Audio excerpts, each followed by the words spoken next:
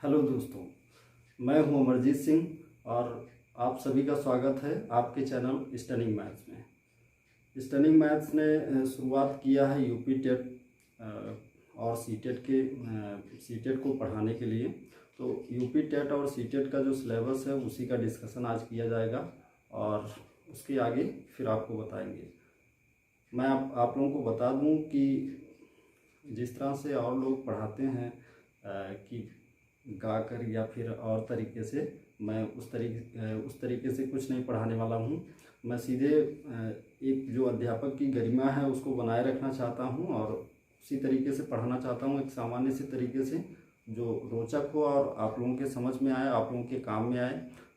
तो आइए देखते हैं कि यूपी टेट का जो सिलेबस है और किन किन बिंदुओं पर मैं चर्चा करने वाला हूँ, उन्हीं बिंदुओं को मैं मोटे तौर पर डिस्कशन कर रहा हूँ। और यूपी टेट का जो ऑफिशियल नोटिफिकेशन है उसके माध्यम से भी मैं आप लोगों को वीडियो के लास्ट में ऐड कर दूंगा, तो आप लोग देख लीजिएगा। चलिए आइए देखते हैं। सबसे पहला बिंदु है हमारा संख्याएं तथा दशमलव से संबंधित प्रश्न। उसके बाद दूसरा है भिन्न तथा भिन्न से संबंधित प्रश्न। अब संख्याएं तथा दशमलव से संबंधित जो प्रश्न है ये कोई एक छोटा सा बिंदु नहीं है। इसको पढ़ने में आपको 8 से 10 क्लास लगेंगे और 8 से 10 घंटे लगेंगे। फिर भिन्न तथा भिन्न से संबंधित प्रश्न, वास्तव में टॉपिक जो छोटा तो लग रहा है लेकिन ये वास्तव में छोटा नहीं है। इसको आपको विस्तार से पढ़ना पड़ेगा। इससे बहुत ही छोटे छोटे प्रश्न बनते हैं, लेकिन आप लोगों को इसको गहराई से पढ़ना पड़ेगा, तभी ये क्वेश्चन आप कर पाएंगे। उसके बाद है एलसीएम एचसीएफ। ये बहुत ही बेसिक है, लेकिन इसमें भी अच्छे अच्छे प्रश्न बनते हैं और आप लोगों को इसको अच्छे से करना पड़ेगा। फिर अगला जो टॉपिक है हमारा भारतीय मुद्रा। अब इसके बारे में सब लोग जानते हैं, लेकिन किस तरह से प्रश्न पूछता है और घुमा देता है, फिर उसमें प्रॉब्लम होने लगती है। अगला जो बिंदु है हमारा मापन इकाइयाँ में जैसे किलोग्राम हुआ, मीटर हुआ, ये सब इन सब से रिलेटेड प्रश्न आते हैं। उसके बाद अगला जो हमारा टॉपिक है प्रतिशत, ये इससे अच्छा खासा प्रश्न बनता है और मतलब 1 से 2 क्वेश्चन इससे आ जाता है। उसके बाद अगला जो हमारा टॉपिक है लाभ हानि प्रॉफिट एंड लॉस, इससे भी एक क्वेश्चन आना लगभग तय ही माना जाता है। फिर उसके बाद में सरल ब्याज हुआ, सिंपल इंटरेस्ट, ये भी अच्छा बिंदु है और इससे भी प्रश्न एक पक्का आता है। फिर अगला जो बिंदु है हमारा एकिक नियम यूनिटरी मेथड, इससे भी प्रश्न एक आता है। इसको भी हम लोग अब इसमें आप लोगों को मैं बता दूं कि ऊपर के जितने भी चैप्टर्स हैं ये छोटे बिंदु वास्तव में लग रहे हैं, लेकिन इनको पढ़ने में आपको 50 से 60 घंटे लगभग लगेंगे। 50 से 60 घंटे का मतलब कि 50 से 60 दिन, लगभग आपको 2 महीने लगेंगे इसको पढ़ने में आपको। उसके बाद अगला जो चैप्टर है कैलेंडर है, त्रिभुज चतुर्भुज, वृत्त का क्षेत्रफल एवं परिमाप। उसके बाद में ये आपका उसमें चला जाएगा, एडवांस मैथ में। उसके बाद में घनाभ होगा, फिर ज्यामिति होगा, सांख्यिकी होगा और विविध प्रश्न के अंतर्गत जो मतलब अलग से सिलेबस से आउट ऑफ सिलेबस जो प्रश्न आते हैं वो हो जाएंगे इसमें। ये किस तरह से अलग से भी प्रश्न बन जाते हैं। कुछ प्रश्न ऐसे होते हैं जो हम लोगों का मतलब सिलेबस में तो दिया रहता है, लेकिन सिलेबस से ऐसा लगता है कि सिलेबस से बाहर आ गया है, तो वो प्रश्न इसमें ऐड किए जाएंगे और फिर हम लोग देखेंगे किस तरह से है। इस प्रकार से सिलेबस हमने देख लिया है और आशा करते हैं कि आप सभी लोगों को सिलेबस के बारे में अच्छे से समझ में आ गया होगा। अब इसके बाद में सिलेबस के बाद में हम कुछ एक प्रश्न लेते हैं जो प्रीवियस ईयर में आए हुए हैं। इन प्रश्नों के माध्यम से हमको ये पता चल जाएगा कि किस प्रकार के प्रश्न यूपी टेट और सीटेट में आते हैं। उन्हीं प्रश्नों के माध्यम से हम अपनी पढ़ाई को, अपने सिलेबस को आगे बढ़ाएंगे। तो पहला प्रश्न जो है वो पहला प्रश्न हम लोग लेते हैं। क्वेश्चन नंबर 1 है, यदि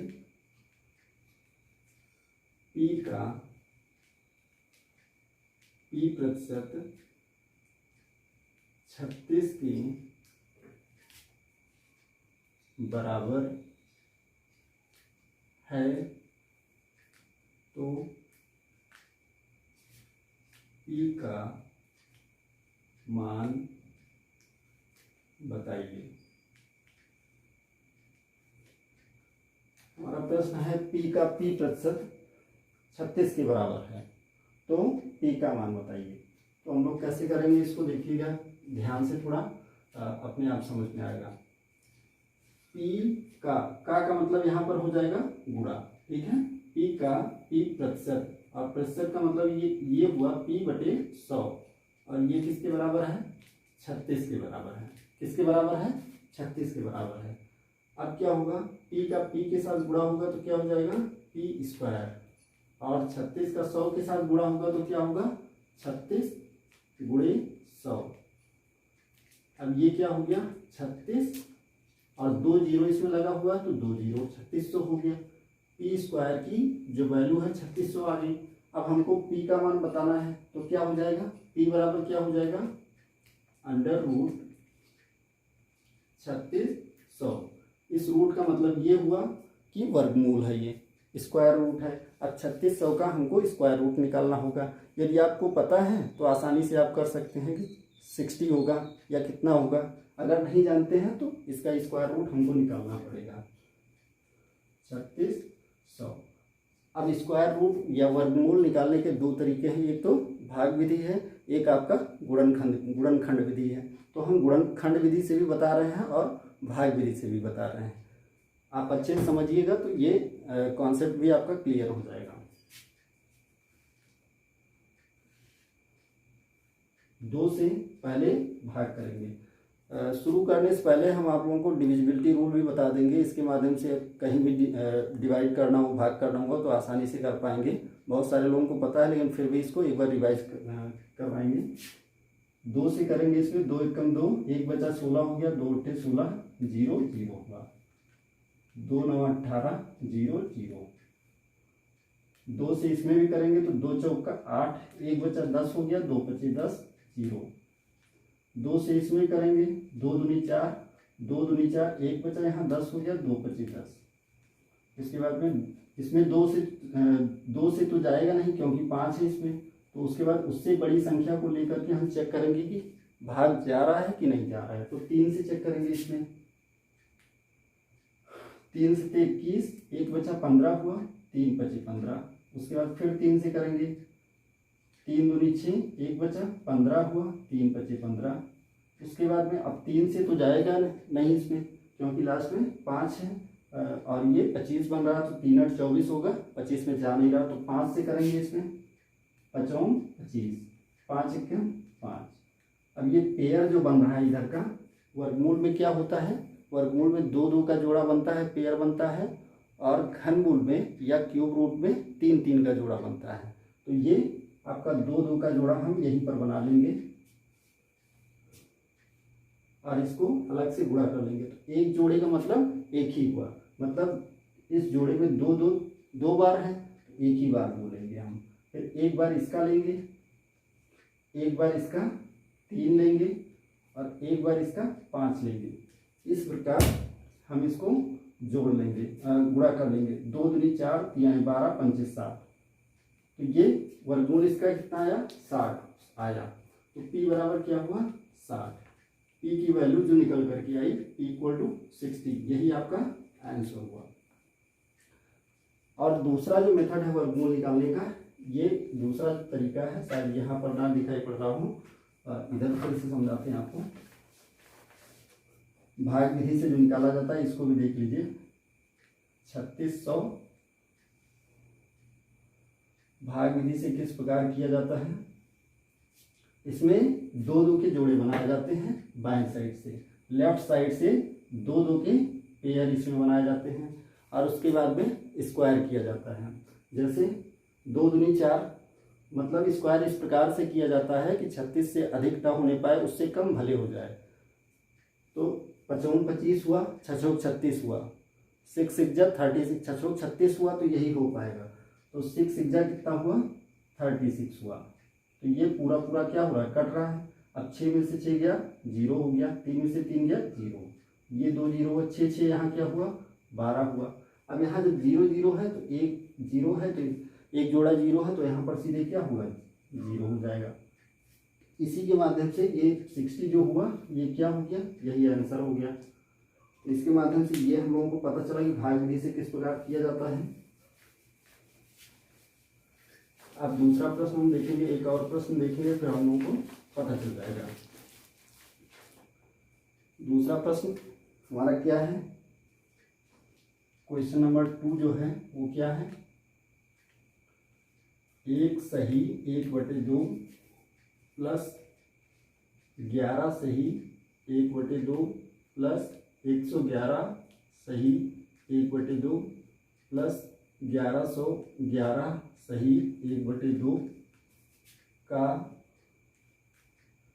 मान बताइए। इसका आपको मान बताना है। तो क्या करेंगे, इसका जो पारंपरिक तरीका है, सिंपल मेथड है, उसी तरीके से करेंगे अभी फिलहाल। जब आपको कोई तरीका ना समझ में आ रहा हो, ट्रिक भी समझ में ना आ रहा हो, तो सिंपल तरीके से करेंगे। जब आपको आ रहा हो तो जल्दबाजी में करेंगे। इसका क्या करेंगे हम, 2 एकम 2, 1 3/2 हो जाएगा। उसके बाद प्लस 11 दूनी 22, 1 23/2 हो जाएगा। प्लस 111 गुणे 2 होगा तो 222 और 1 223/2 हो गया। अब यहाँ से आप देख रहे हैं कि इसमें 3, इसमें भी 3, इसमें भी 3, लेकिन इसमें क्या हो रहा है, इसमें 2 नहीं है, लेकिन इसमें 2 है, और इसमें 2 बार है।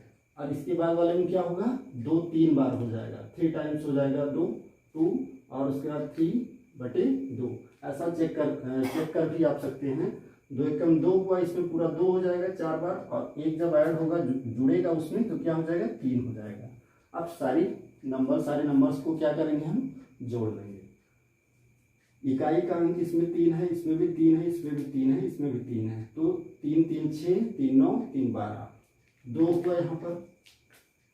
और 1 क्या हुआ, 1 आपका कैरी हो गया, उधार हो गया। अब दूसरा डिजिट इसमें जोड़ेंगे, 2 2 4 2 6, 6 और 1 7 हुआ।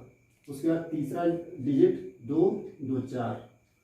उसके बाद अब चौथा डिजिट इसी में केवल है तो केवल 2 हुआ, और नीचे सब में 2 समान है, हर इसका सब में समान है तो 2 हो गया। अब क्या करेंगे, हम इसको कर लेंगे। तो 2 एकम 2 हुआ, 2 दूनी 4 हुआ, और 2 तिहाई 6 हुआ, 1 बचा 12 हुआ, 2 6 12 हुआ। इस प्रकार यही हमारा आंसर हो गया। अब मैं आप लोगों को बता दूं कि ये तो प्रारूप के तौर पे हमने 1 2 क्वेश्चन बताए। अब आगे किस तरह से हमको पढ़ाना है, पहली बात तो प्रारूप के तौर पे जो 2019 में पेपर आया था, मैं मैथ सेक्शन की ही केवल बात कर रहा हूँ, इसके अलावा और कोई बात नहीं कर रहा हूँ। मैं आपको मैथ का ही सिलेबस कंप्लीट कराने का पूरा प्रयास करूँगा और करवाऊँगा भी, उसमें कोई दो राय नहीं है। लेकिन और जो आगे का सिलेबस है, आप दूसरे चैनल पर जा सकते हैं, या फिर आपको जहाँ से भी अच्छा लगे वहाँ से पढ़ सकते हैं। और यदि अच्छा लगे तो लाइक कर सकते हैं, शेयर कर सकते हैं और सब्सक्राइब कर सकते हैं। अब इसमें किस तरीके से हमको पढ़ाना है ये मैं आपको बता रहा हूँ। मैं इस पर आपको कल 2019 का जो प्रीवियस ईयर का पेपर है, मतलब 2019 का जो टेट का पेपर है, वो सॉल्व कराऊंगा। वो जब कंप्लीट हो जाएगा उसके बाद में हमको पता चल जाएगा कि किस प्रकार से पेपर आता है और कौन कौन से टॉपिक से अधिक पेपर मतलब क्वेश्चन आता है। उसी के अकॉर्डिंग हम सिलेबस को ले चलेंगे। अब सिलेबस जब पूरा हो जाएगा फिर प्रैक्टिस के लिए क्वेश्चन हम करेंगे, लेकिन जब तक सिलेबस पूरा नहीं होता सिलेबस को ही अच्छे से हम पूरा करेंगे। और यदि आपका कोई सुझाव होता है तो कमेंट बॉक्स में आप सुझाव दे सकते हैं। और लगातार हम अपने अंदर मतलब गुणात्मक सुधार के लिए प्रतिबद्ध हैं। कोशिश करेंगे कि आपको ऐसा कंटेंट मिले, मतलब यहाँ से ऐसी चीज़ें आपको मिले मैथ का जो आपको फ्री में मिले और वो कहीं और अवेलेबल ना हो। उम्मीद करते हैं ये क्लास आपको अच्छा लगा होगा, और यदि अच्छा लगा है तो आगे भी मतलब शेयर करें। और यदि कोई चीज़ बुरा लगा हो या फिर लग रहा हो कि इसमें हमको और सुधार की ज़रूरत है तो कमेंट बॉक्स में आप सुझाव दे सकते हैं। यदि नंबर की बात है तो आप हमारे नंबर पर भी संपर्क कर सकते हैं, और नंबर है, लेकिन इसमें केवल व्हाट्सएप ही करेंगे, फ़ोन ना करें तो बेहतर होगा। 91 18 73 56 36, 91 18 73 56 36। Thank you.